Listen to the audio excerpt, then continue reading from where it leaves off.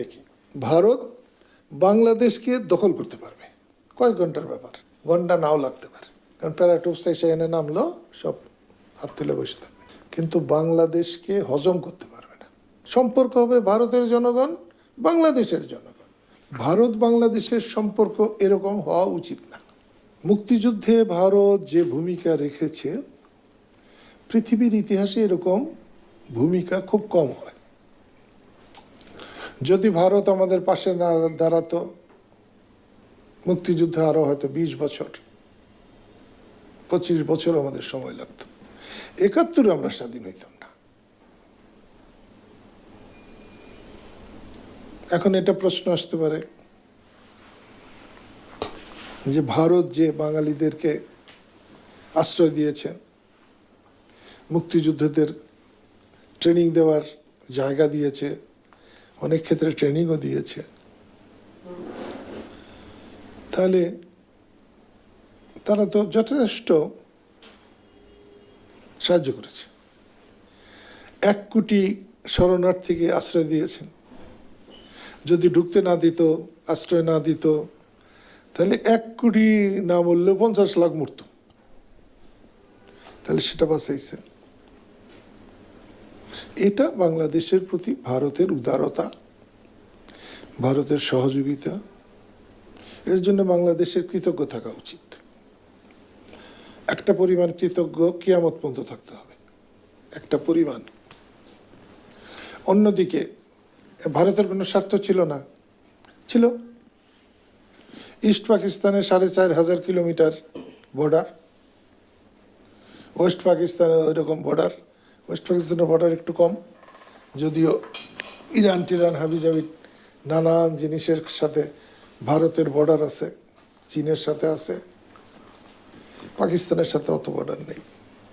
তো তাইলে বাংলাদেশ স্বাধীন হইলে শত্রু দেশ থেকে বাঁচলো, এটা একটা তাদের দুই পাশে শত্রু দেশ থাকার চেয়ে এক পাশে থাকা ভালো। বাংলাদেশকে সাপোর্ট করে যে ভারতকে কেউ পুষতো না, জিজ্ঞেস করতো না, সেই ভারত আমাদের স্বাধীনতার পরপর সারা পৃথিবীতে একটা মানবতাবাদী দেশ, মুক্তিযুদ্ধকামী বা মুক্তিকামী দেশের পক্ষে দাঁড়াইছে। মুক্তিকামী মানুষ সারা পৃথিবীতে তারা সম্মান পাইছে, যেখানে কোনো রকম ভারতের মর্যাদা ছিল না। আমাকে স্বাধীনতার 2 বছর পরেই পোরকান বলে একটা, রাজস্থানে একটা পোরকান বলে জায়গা আছে, হেনে বোমা ফাটাইছে। আমাকে ভারতীয় অনেক কূটনীতিকরা, অনেক নেতা আমারে কইছে, আমরা ফোন করলে দিনেই ফোন ধরতো না, আর আমরা পোরকানে বোমা ফাটানোর পরে রাত্রে ফোন করে 2টার সময়, আসমানে উঠে গেছে ওদের। এবং আজকে যে পজিশন, এর জন্য আমাদের মুক্তিযুদ্ধ, আমাদের তাদের সঙ্গে যাওয়া, এটাও একটা কাজের কাজ।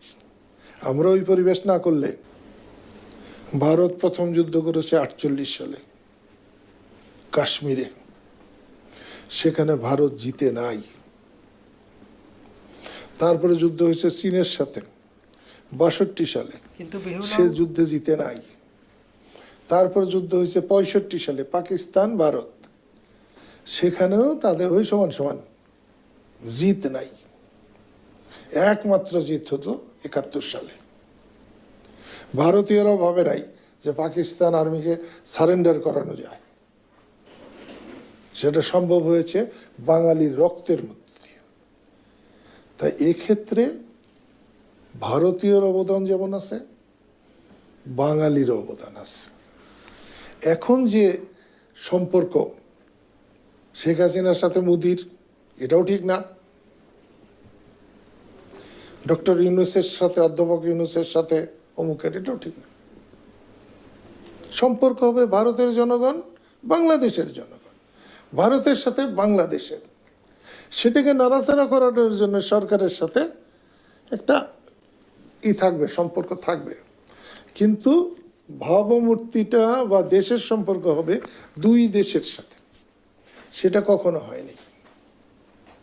আজকে কেউ যদি বলে যে শেখ হাসিনাকে আশ্রয় দিয়ে ভারত খুব ভালো কাজ করছে, এটাও ঠিক না। তাকে আশ্রয় না দিলেও ভারত খুব একটা লাভবান হতো না। ভবিষ্যতে ভারতের সঙ্গে কতটা বেশি ওঠা বসা, আমাদের উচিত হচ্ছে ভারতের সাথে সমমর্যাদার রাষ্ট্র হিসেবে চলা। ঠিক আছে, তারা 100 কোটি 150 কোটি লোকের দেশ, কিন্তু আন্তর্জাতিক পরিমণ্ডলে কোনো একটা মিটিংয়ে বসলে ওর প্রধানমন্ত্রীরও একটা সিট দিব, আমার প্রধানমন্ত্রীকেও একটা সিট দেবে।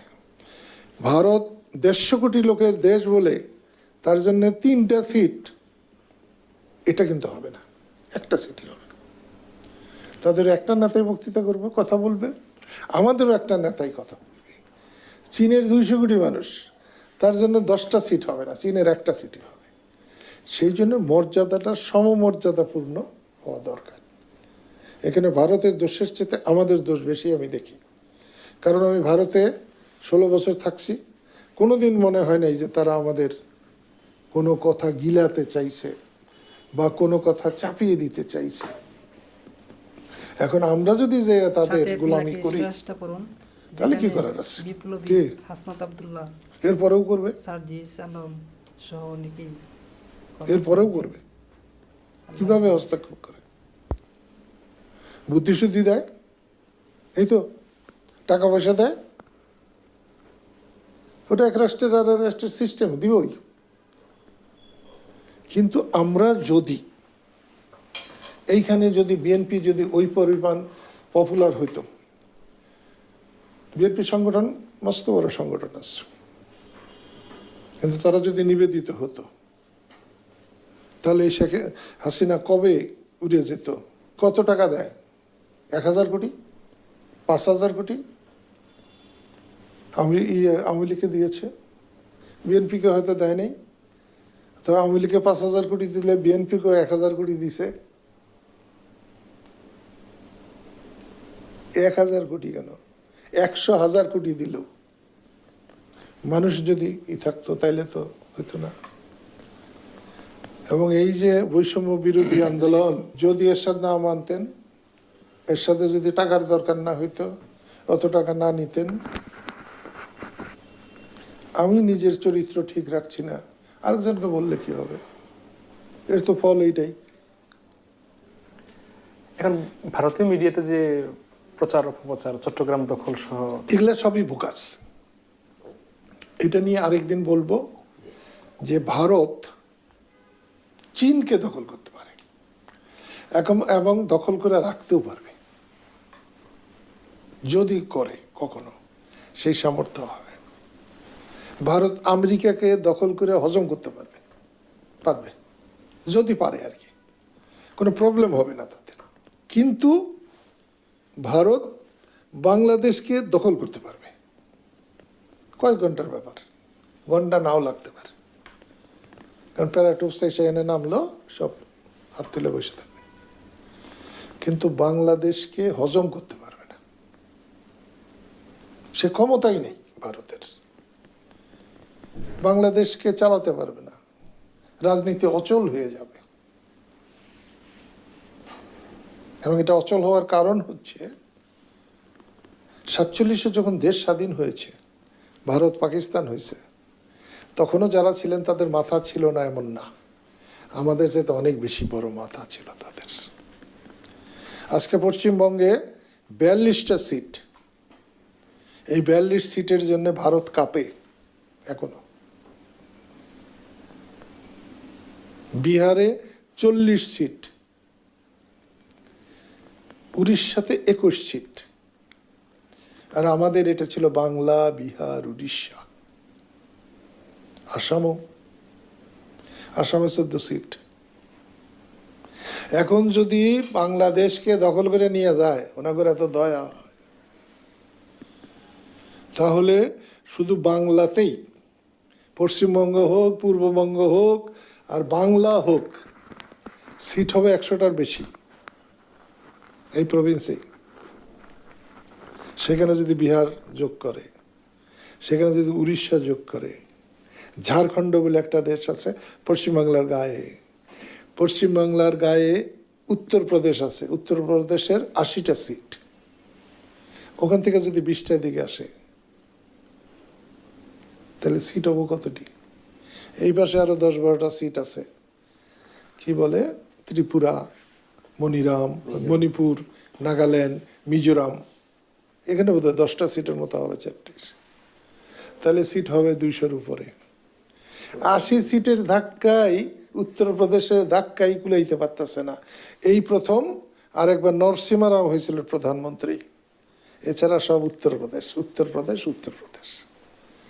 আর এখানে 200 সিট হলে সব বেঙ্গল, প্রধানমন্ত্রী হবে বেঙ্গল, প্রেসিডেন্ট হবে বেঙ্গল, ওরা মরতে রাজি আছে, কিন্তু বেঙ্গলের হাতে ভারত দিবে না।